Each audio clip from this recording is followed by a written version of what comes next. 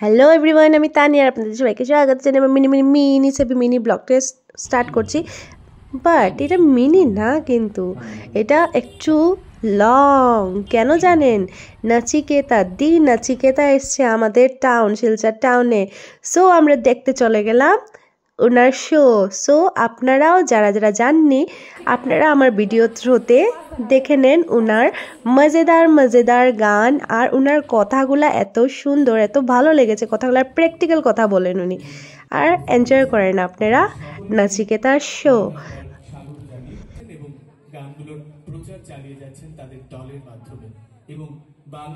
রয়েছেন অজয় রায়, সম্মিলিত সাংস্কৃতিক মঞ্চের সাধারণ সম্পাদক। সবাই মিলে মঙ্গল দ্বীপ জেলে উদ্বোধন হচ্ছে ফকির আর নচিকেতা সন্ধ্যা।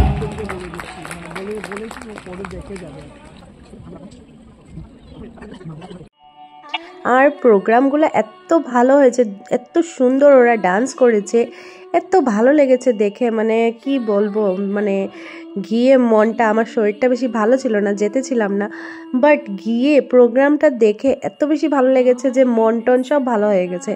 সত্যি বলছি, এই শোটা যারা মিস করেছেন, সত্যি মিস করেছেন। আর হলো গিয়ে যারা যারা ওনার গান শুনেননি, আপনারা আমার ভিডিও থ্রুতে শুনে নেন, আর ওনার কথাগুলোও শুনে নেন। এত ভালো ভালো কথা বলেন উনি। আর এই যে ওরাও ডান্স করেছে, কোন গ্রুপ থেকে ডান্স আমি তো ঠিক, আমার নামটা ঠিক মনে নেই, বাট সত্যি এত সুন্দর ওরা ডান্স করেছে, মানে কি বলবো, মানে চোখ সরানোর মতন না আর কি। মানে এত ভালো লেগেছে।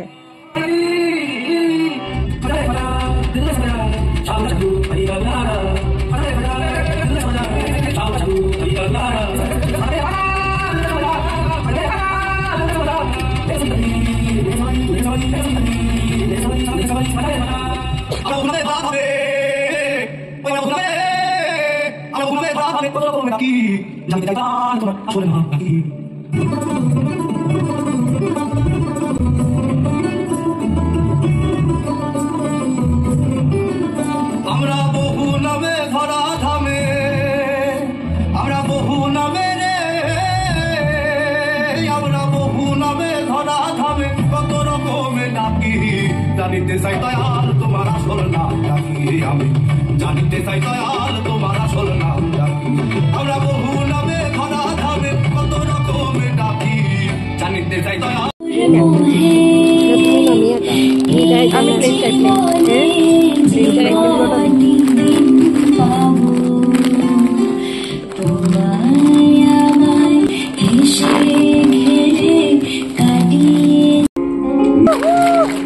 তুমি আসবে বলে,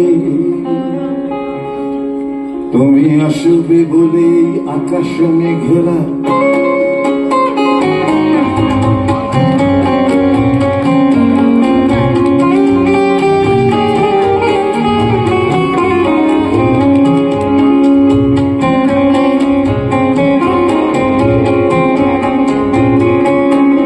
তুমি আসবে বলে আকাশ মেঘলা, বৃষ্টি এখনো হয়নি, তুমি আসবে বলে। মানে দশরথেও বিশ্বাস করা উচিত, আর যদি দশরথে বিশ্বাস করা যায় তাহলে ল্যাঞ্চেতেও বিশ্বাস করুন।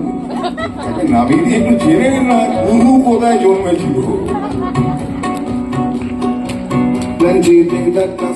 আমি জানি আপনাদের অনেকে পছন্দ হচ্ছে না, এসব কি সব বলছে। আমাদের দেশে এই মুহূর্তে পলিটিক্স নেই, এটা ধর্ম হয়ে গেছে।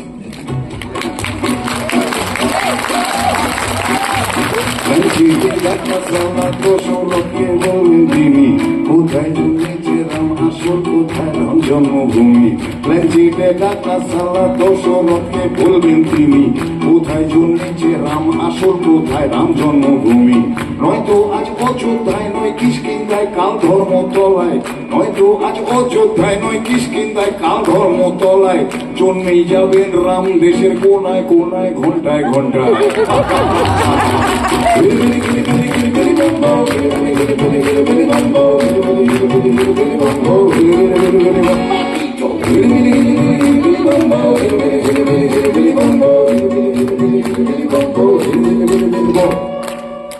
আমার গান, এই যে আপনারা এত মানুষ চলে এসছেন, বাচ্চা ছেলেরাও এসছে দেখছি। ইয়াং ছেলেমেয়ে এসছে, এসব কলকাতায় একটু বিরল দেখা যাচ্ছে না আজকাল। ছেলেমেয়ে তো সারাক্ষণ হাতে একটা বান্টু নিয়ে কি করছে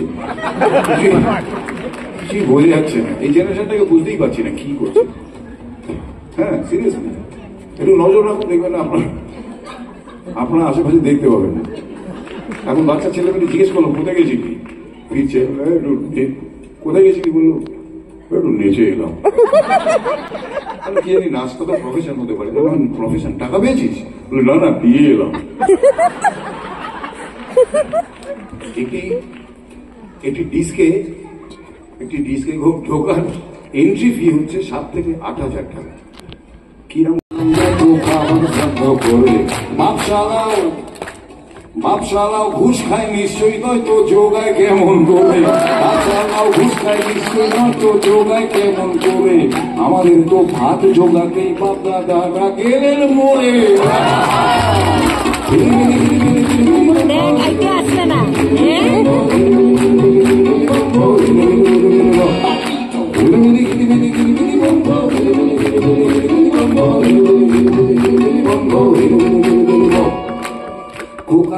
ওই জলের সামনে কুপড়ে চলে দলে দলে, আগেও বলতো এখন আঙ্গিকটা বদলে গেছে। খোকা কুকুয়া জো প্রেমে পড়ে চলে দলে দলে, মুখোমুখি বসে তারা মোবাইল ফোনে কথা বলে। এমনি সামনে বসে আছে কথা বলা যায় না, ওইটা দিয়ে বলবে বসে বসে ঘষা প্রেম। সামনে বসে আছে কথা বলতে পারে না, ওইটা দিয়ে টেক্সট করছে টেক কেয়ার।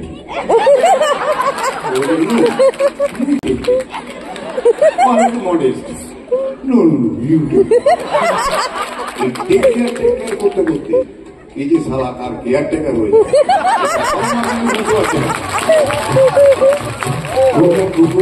প্রেমে পড়ে চলে চলে চলে, মুখোমুখি বসে তারা মোবাইল ফোনে কথা বলে। বলিলেই তো শুরু, বাবা খেলো না পান, ছেলে সালমান খান জিও গুরু।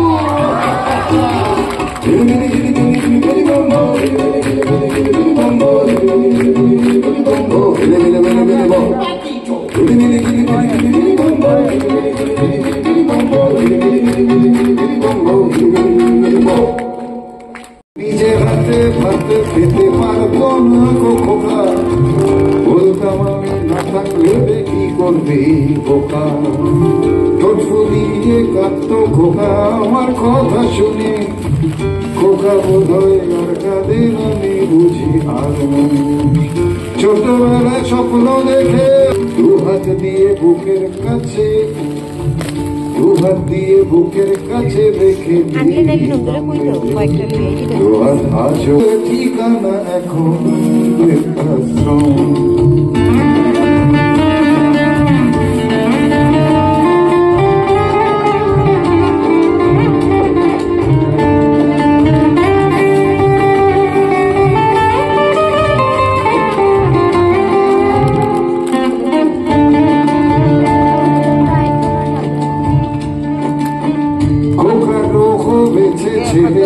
দু বছর হলো আর তো মাত্র বছর 25, এখনো মুক্ত।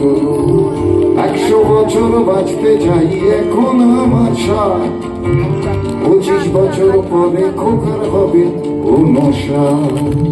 আশ্রমেরই ঘরটা ছোট জায়গা অনেক বেশি, খোকা আমি দুজনেতে থাকবো পাশাপাশি।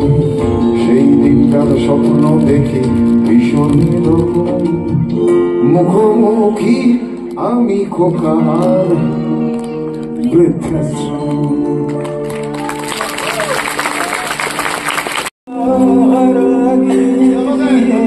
कीजिए जब भी सौदा करा कीजिए, या तो मिट जाइए या बिका दीजिए।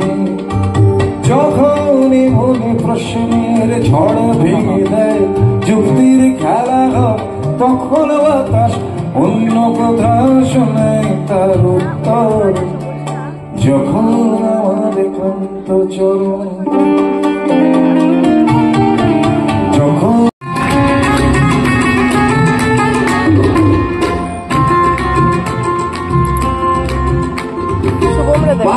ধরতে পুলিশ,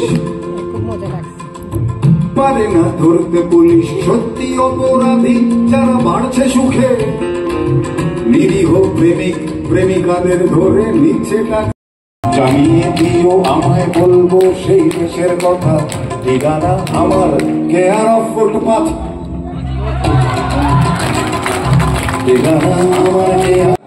একজন বাবার গান, গানটা একজন বাবার, একজন বাবা তার সন্তানের উদ্দেশ্যে বলছে, কি বলছে শুনুন। বাবারা সন্তানদের নিয়ে নানা রকম উচ্চাকাঙ্ক্ষা পোষণ করেন, তো কেউ বলে ডাক্তার বানাবো, ইঞ্জিনিয়ার বানাবো। এই ভদ্রলোক একদম অন্য কথা বলছে। কি বলছে আপনারা শুনে নিন, শিখেও নিন, তো সেই দিনই আসছে। বাবা বলছেন, আমার সোনা চাঁদের গনা, আমার সোনা চাঁদের গনা, আর কি কি বলবো, আমার সোনা চাঁদের গনা, আর কি কি বলবো, ডাক্তার উকিল তো নয়, তোকে মন্ত্রী বানাবো। এটা এই মুহূর্তে আমাদের দেশ ভারতবর্ষের সব থেকে লাভজনক একটা পেশা। লাভজনক কোনো ইনভেস্টমেন্ট নেই, একবার হয়ে যেতে পারে। আমার সোনা চাঁদের গনা, আর কি কি বলবো, ডাক্তার উকিল তো নয়, তোকে মন্ত্রী বানাবো, মন্ত্রী বানাবো রে তোকে মন্ত্রী বানাবো, তারপরে 4 পুরুষ বসে বসে খাবো। মন্ত্রীর ছেলে হলে শিল্পপতি হওয়া যায়, এটা আমাদের পশ্চিমবঙ্গে আমরা 34 বছর ধরে দেখেছি। মন্ত্রীর ছেলে হলে শিল্পপতি হওয়া যায়, মন্ত্রীর বাবা হয়ে গোটা দেশটা চালাবো, গোটা দেশটা চালাবো রে, শিল্পপতি কি হবো বলে ছেলেকে বলছে, অনেকদিনের ইচ্ছে, একদিন তোর মা ছাড়া সবার পতি হব। বাবার উদ্দেশ্য ভালো না, নষ্ট বাপ।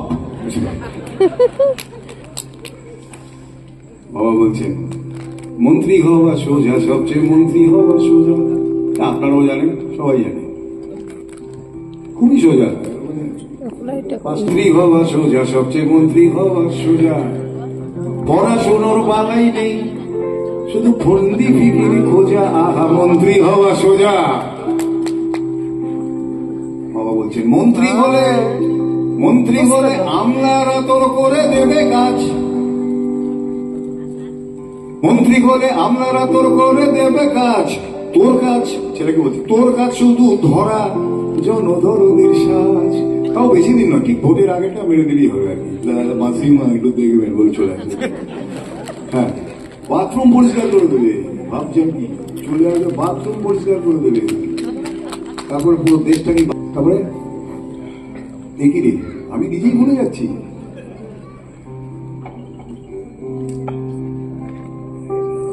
তো ছেলে ভাবছে যে বাবা এ তো খুব কঠিন কাজ, পারবো কি? তো বাবা অভয় দিচ্ছে, ওরে এসব আগের থেকেই রিহার্সাল করে রাখবো।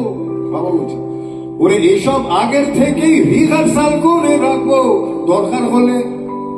দরকার হলে প্রাইভেট টিউটার এক্স মন্ত্রী রাখবো।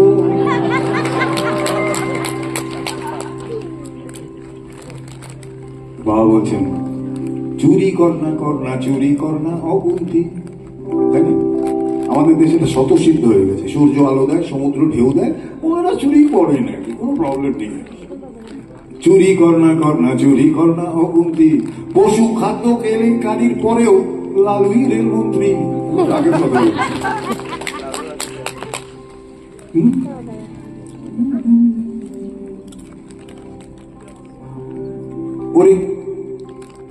ওরে গালাগালি একটু না হয় খাবি, তাতে কি? কি আর আবার নচিকেতা চালাইলেন গান লিখতে, আর তো কিছু হবে না। ওরে গালাগালি একটু না হয় খাবি, তাতে কি? ওরে মরা মানুষের চুল ছিঁড়লে ওজন কমে কি?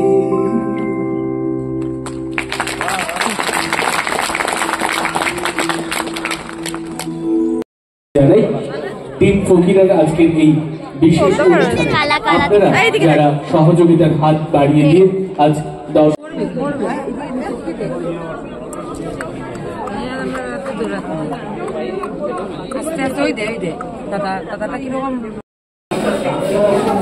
Ada kasama yang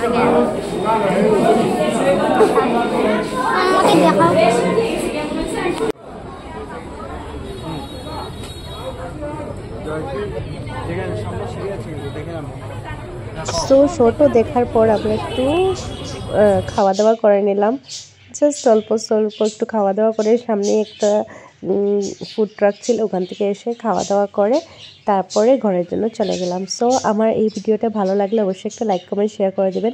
যারা যারা নচিকেতার শোটা অ্যাটেন্ড করতে পারেননি, আমি কিছু কিছু ক্লিপস তুলে নিয়েছি ওনার, সো আপনারা এনজয় করেন ওনার